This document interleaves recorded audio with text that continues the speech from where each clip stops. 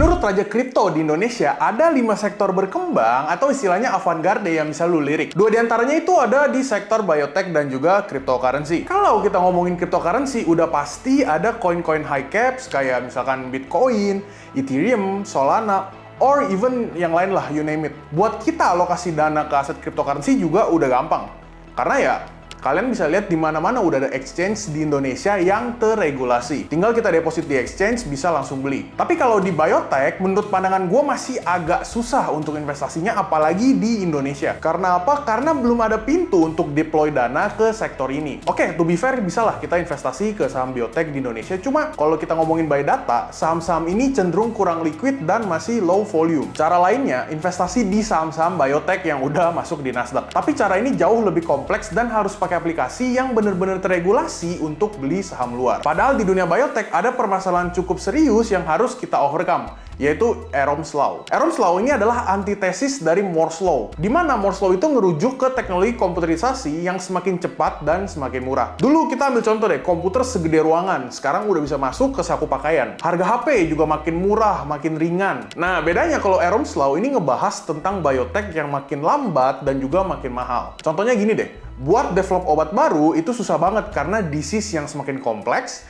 ditambah ada law of diminishing return. Banyak project yang sebenarnya udah ngabisin miliaran dolar, buang-buang banyak waktu, tapi justru gagal buat develop obat yang lebih bagus dari sebelumnya. Real case skenario ini kejadian saat research untuk obat Alzheimer. Nah, yang lebih ironisnya lagi, sekarang mayoritas sistem research masih cenderung centralized dan tergantung dari pendanaan. Prosesnya juga masih ribet ya teman-teman ya, masih top-down approach. Jadi mulai dari big pharma, venture capital, baru ke komunitas saintisnya. Sebenarnya di luar sana tuh banyak potensi research yang terlewat karena biotech community ini itu masih under the radar dan nggak ke-recognize sama pihak-pihak yang istilahnya punya kapital lah untuk sumbangsi ke research development. Solusi dari problem ini sebenarnya bisa diatasin dengan patahin stigma tradisional dan mulai bergabung ke dunia decentralized dan juga ke Web3. Jadi ada BioProtocol, dia itu adalah salah satu platform yang menggabungkan biotech dan juga cryptocurrency. Bisa dibilang ini project blockchain yang cukup unik lah, karena fokusnya bukan di financial market doang kayak DeFi, tapi lebih condong ke arah eksplorasi science, khususnya ke bioteknologi. Singkatnya, BioProtocol bisa jadi pihak ketiga untuk seleksi proyek biotech dan kasih pendanaan secara decentralized. Alias kita bisa bilang sebagai decentralized science or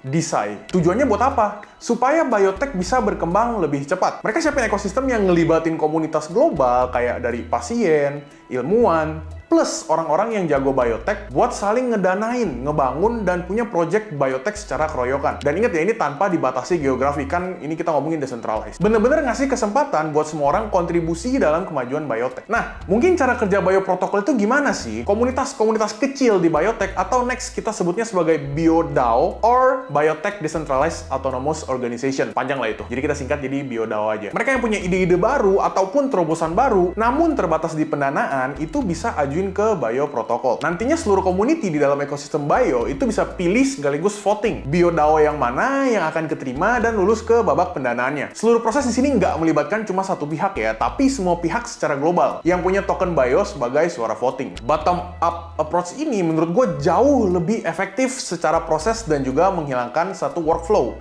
yaitu administrasi. Ya, jadi komunikasi atas ke bawah yang makan waktu cukup lama. Jadi lebih cepat dibandingkan dengan top-down approach secara tradisional. Nextnya, kalau komunitasnya udah lulus ya, jadi BioDAO-nya udah lulus dari proses seleksi, masuk ke babak berikutnya, yaitu babak pendanaan. Atau bahasa kerennya initial private auction lah. Mirip dengan public sale, tapi yang bisa ikut cuma holder-holder bio token di ekosistem BioProtocol ini. Nantinya, dana yang masuk di auction ini bakal jadi capital awal buat si community untuk research dan juga develop medical care, medical health, apapun itu secara decentralized. Bentuk dari public sale ini adalah lo dapat porsi dari intellectual property yang udah ditokenize oleh BioDAO-nya. Di sana juga ada secondary market di mana lo bisa jual beli token IP-nya atau tadi intellectual property-nya. So it's a very liquid market. Berbeda jauh gameplaynya kalau kita bandingin dengan traditional monetization. Sekarang kita bahas inti dari ekosistem ini, yaitu token bio. Token ini tuh lebih dari sekadar alat transaksi. Fungsinya lebih kayak kunci buat ngatur dan ngembangin ekosistem si bioprotokolnya. Mungkin yang banyak dipertanyakan adalah utility-nya apa sih? Karena kalau token gak ada utility-nya, apa gunanya gitu ya. Jadi di sini gue akan jelasin. Yang pertama ada tata kelola. Yang pegang token bio itu bisa voting buat nentuin proyek mana yang mau kalian dukung lewat si BioDAO tadi. Yang kedua itu ada pendanaan proyek. Token ini atau token bio itu bisa jadi alat buat ngedukung proyek bioteknologi yang potensial pastinya ya. Lalu yang terakhir nih ada likuiditas. Dengan tokenisasi, aset biotech itu bisa lebih gampang diperdagangkan di pasar. Ya, jadi tadi secondary market kalian bisa jual beli pakai bio. Jadi intinya token bio itu bikin semua orang bisa terlibat langsung lah di dunia bioteknologi tanpa adanya batasan geografis ataupun finansial. Mau kalian researcher, mau kalian entusias, mau kalian orang biasa, itu kalian bisa ikut ke dalam protokol ini. Mungkin dari voting, mungkin dari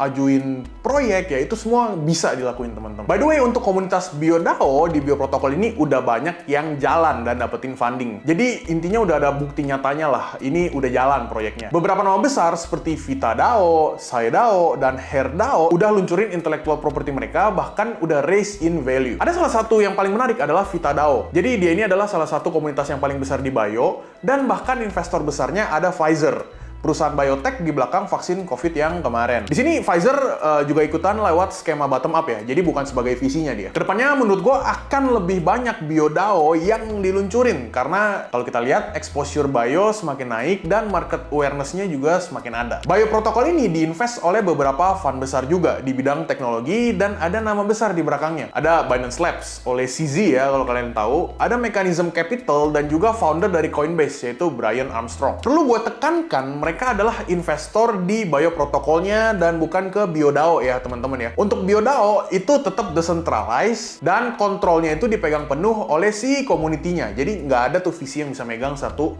DAO. Untuk sekarang, token bio masih belum bisa diperdagangkan, dan kalian bisa dapetin itu via Binance Launch Pool. Di sini kalian bisa stake BNB untuk dapetin token bio dengan periode launch pool cuma sampai tanggal 2 Januari 2025. Setelahnya bakalan listing di Binance di tanggal 3 Januari 2025 atau besoknya lah. Hampir 100 juta token atau tepatnya 99.600.000 itu bakal dibagiin secara gratis ke seluruh orang yang ikut stake di launch pool. Oh ya, untuk stake-nya kalian bisa pakai BNB or FDUSD ya. Perlu dicatat nih, gue cuma memberikan informasi bagaimana cara untuk dapetin token bio-nya, dan bukan ajakan untuk transaksi token bio ataupun jual beli tokenized intellectual property. Buat kalian yang tertarik sama project life changing kayak bioprotokol ini, bisa cek link di bawah ya, karena gue udah kurasi dan juga simpulin ekosistem bio ini jadi satu PDF yang cukup compact menurut gue. Di page terakhir gue juga ada kasih informasi cara untuk dapetin token bio-nya. Sekali lagi, ini hanya informasi dan hak jual beli itu tergantung dari kalian masing-masing. Oke, itu dia untuk video pembahasan kali ini. Semoga dengan adanya project blockchain kayak contohnya bioprotokol itu bisa ngebantu mempercepat research biotech ke depannya. Like dan subscribe gua kalau kalian demen informasi kayak gini. See you in the next video.